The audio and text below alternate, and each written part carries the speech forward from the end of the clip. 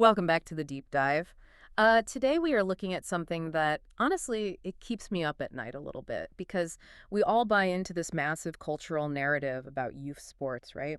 You sign your kid up for soccer or swimming, and the unspoken promise is that this will make them tough. Yeah, it's the classic American ideal. Sports is the ultimate forge of resilience and character. Exactly.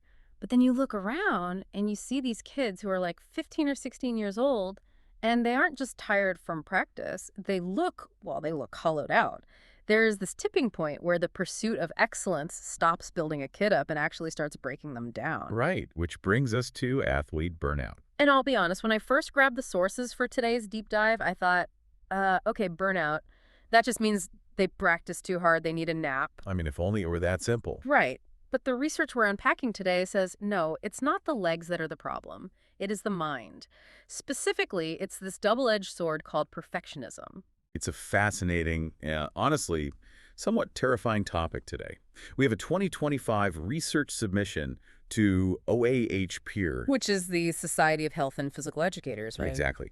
And the paper is by Lamar Turner, Michael Bradley, and Curtis Clemens. It's titled The Role of Perfectionism, Motivation, and Coping Styles in Burnout Among Adolescent Athletes. And our mission today, the centerpiece of this whole thing, is unpacking what they call the dual pathway model, which sounds incredibly academic, I know, but by the end of this conversation, I want you listening to be able to visualize these two very different roads. Because one road leads to a healthy, resilient kid, and the other leads to a total crash.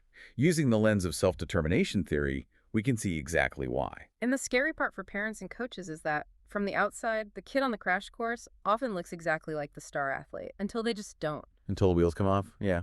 So let's define the problem here. When we say a teenager is suffering from burnout, what does that actually look like clinically? Because, I say I'm burnt out when my inbox gets too full. Right, we definitely overuse the term in daily life. But in a clinical sense, for these adolescent athletes, the researchers identify three very specific symptoms. The first is emotional exhaustion. So not just physical fatigue. No, not at all. This isn't just my muscles are sore from wind sprints. Yeah. This is a deep, draining fatigue. The kid wakes up in the morning and the mere thought of going to practice feels like carrying a 100-pound weight. They have absolutely nothing left to give mentally. Okay, so it's a soulful kind of tired. That's a great way to put it. Then the second symptom is a reduced sense of athletic accomplishment. And this is the paradox of burnout. The athlete might be trying harder than ever. They're grinding, but their performance is either flatlining or actively dropping. Which has to be a total nightmare loop. You work harder because you're playing badly, but you're playing badly because you're totally exhausted. Exactly. And because they're trying so hard with zero result, they start feeling completely incompetent. Which leads right into the third, and honestly the most tragic symptom, devaluation of the sport. Devaluation, meaning they just stop caring. Yeah. This is the hallmark. The kid who used to sleep with their soccer ball or wake up at 5 a.m. voluntarily to hit the pool, now they're cynical. They resent the game. They might even hate the smell of the grass. They stop caring about the very thing that used to define them. Man, that hurts to hear, but here is my big question about this. Why adolescence? Why is this kid hitting the wall at 15 or 16? Why didn't they hit it when they were 10? Because adolescence is basically a biological and psychological storm. Think about what is happening to a 15-year-old's body and brain. They are going through puberty, massive hormonal shifts, growth spurts that mess with their coordination. Just feeling awkward all the time. Totally awkward. And simultaneously, they're right in the middle of identity formation. They're desperately trying to answer the question, who am I? And we take that confused, hormone-flooded kid and just throw them into a pressure cooker. We throw them into a hyper-competitive sports environment where their entire self-worth is measured by a scoreboard or a medal or a coach's approval. The research emphasizes that this age group is uniquely vulnerable because they simply don't have the emotional regulation tools yet to handle that kind of stress. Okay, so the stakes are high. The paper mentions this leads to early dropout, obviously, but also severe anxiety, depression, and self-esteem issues. So let's get into the mechanics. The paper points the finger directly at perfectionism, but I really have to push back on this a little bit. Push away. Go ahead. Isn't perfectionism, isn't it good? If I'm a coach, I want my players to be perfectionists. I want them to want that pass to be perfect. When I go to the hospital, I want my surgeon to be a perfectionist. Why are we framing wanting to be perfect as the villain here? And that is the crucial distinction that Turner, Bradley, and Clemens make. It frankly changes everything about how we view talent. They argue that perfectionism isn't just one single trait, it has two very different faces. Okay, two faces. Right. There is adaptive perfectionism, which they call perfectionistic strivings, and then there's maladaptive perfectionism, which they term perfectionistic concerns. Okay, strivings versus concerns. Break that down for me. Let's use a tennis player as an example. Perfect. Let's look at perfectionistic strivings first. This is the healthy version. Let's say our athlete sets a goal to master her backhand. She stays late on the court. She's obsessed with the technique. She wants it to be absolutely perfect. Right, standard sports movie montage stuff. Exactly. But the key trait here is that she is driven by high personal standards and intrinsic motivation. She wants to do it because she loves the challenge of mastering the skill. So what happens when she hits the ball into the net? When she misses, she's annoyed, sure. Hmm. But she views the mistake as data. She can accept the imperfection and use it as a learning opportunity. Oh, I dropped my racket head too early. Let me fix that. Her self-worth is entirely intact. Okay, that makes sense. That sounds like a champion's mindset. Now, what is the dark side? What are perfectionistic concerns? This is an entirely different engine under the hood. It's characterized by excessive self-criticism, a massive fear of failure, and incredibly harsh self-evaluation. If an athlete has high perfectionistic concerns, they aren't dwelling on a minor mistake in practice because they want to master the sport. They're dwelling on it because they're terrified. Exactly. They are terrified of judgment from the coach, or their teammates, or their parents.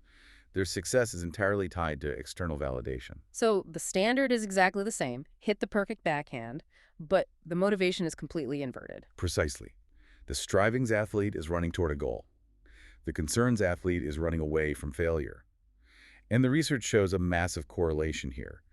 Perfectionistic concerns positively correlate with burnout. You are almost guaranteed to burn out.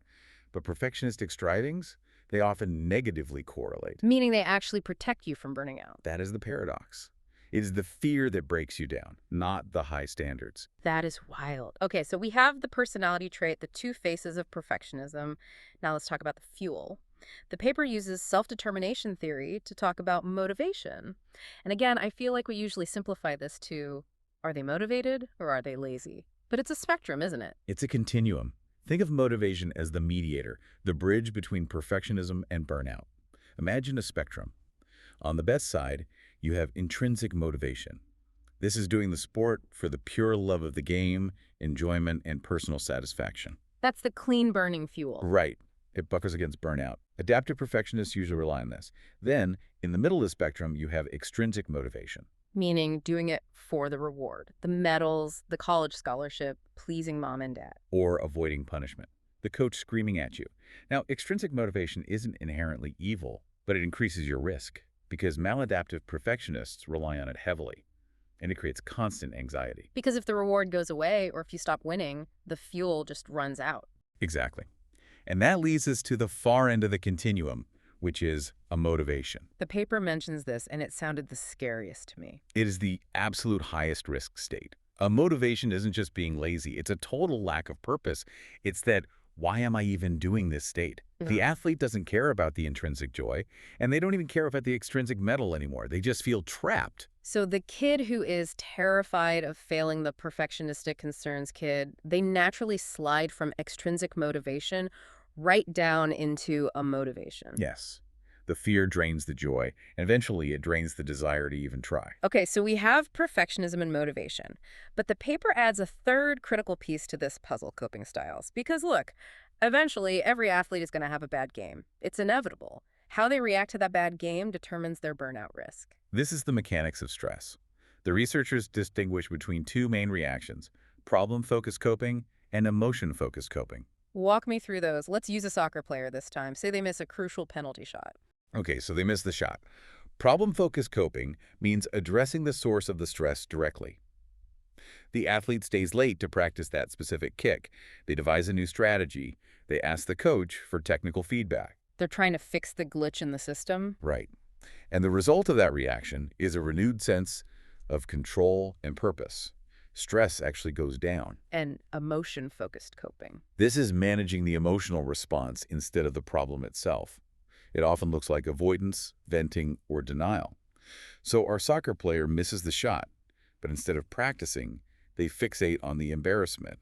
They withdraw socially from the team because they can't face the shame. They're stewing in the feeling of failure, but doing nothing to correct the technical mistakes. Exactly, which just leads to heightened stress and faster emotional exhaustion. The paper made a really interesting point here about team sports versus individual sports. I always assumed individual sports would be way more stressful because all the eyes are just on you. You think so, but the dynamic is nuanced. In team sports, there is this massive guilt factor. If you miss that penalty kick, you feel like you let the whole team down. That social pressure often pushes team sport athletes toward emotion-focused coping, basically drowning in shame and guilt. Whereas an individual athlete, like a swimmer or a tennis player, They have more direct control over the outcome. If a swimmer has a bad race, it's on them. So they might naturally lean toward problem-focused coping. I need to fix my turn off the wall. that makes total sense. It is really hard to be problem-focused when you're busy feeling like you betrayed your friends. Exactly. Okay, so we have all the components now. Perfectionism, motivation, and coping styles.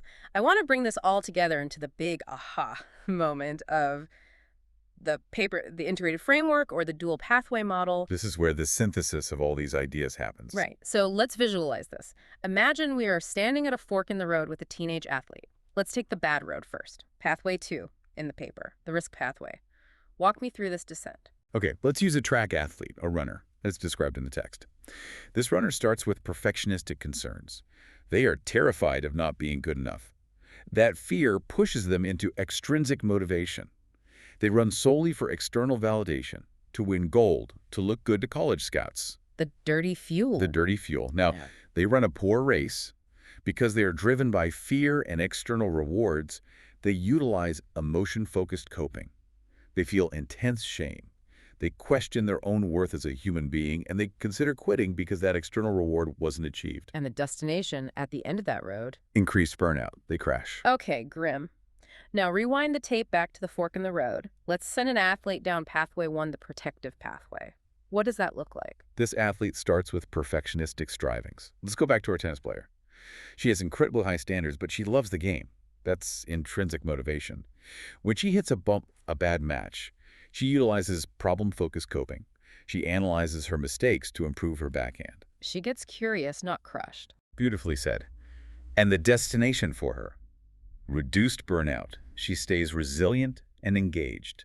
It's amazing because the physical output, the running, the swinging, might look identical on both roads, but the internal machinery is completely different. And that's why we can't judge burnout risk just by looking at how hard a kid is practicing.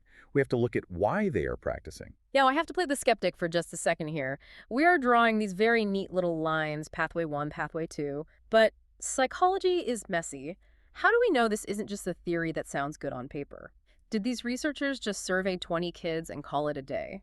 It's a fair question, and we should always check the methodological rigor. But this study is solid. They used validated scales that have been tested rigorously, specifically the multidimensional perfectionism scale and the athlete burnout questionnaire. But how do they prove the actual connection, that the perfectionism causes the burnout? Through strict statistical analysis, they ensured reliability with Cronbach's alpha values exceeding 0.7. Okay, translate that into English for me. Basically, a score over 0.7 means the data is internally consistent. It confirms that the questions are reliably measuring the exact traits they claim to be measuring. It's not just random noise. They also used Harmon's single-factor assessment to make sure the data wasn't biased just by the way the survey was set up. So the link between the fear of failure and burning out is statistically undeniable here. It's a robust, proven pattern, not just an anecdote. Okay, so the map is accurate. Now let's talk about driving the car. I'm imagining a parent or a coach listening to this right now, and they're panicking. They're thinking, oh no, my kid is on the risk pathway. How do we switch lanes? How do we foster adaptive perfectionism? The first step is to shift the focus from the outcome to the process. Winning versus skill development. Let's talk about the dreaded car ride home after a game. Oh, the car ride home is where sports careers are made or broken. If your kid played terribly, don't ask, why did you guys lose? Ask, what was the hardest part of the game today, and what did you learn from it? You're forcing their brain into a problem-focused response. Exactly. You encourage self-reflection rather than external criticism. When a mistake happens, you ask, what is the technical fix?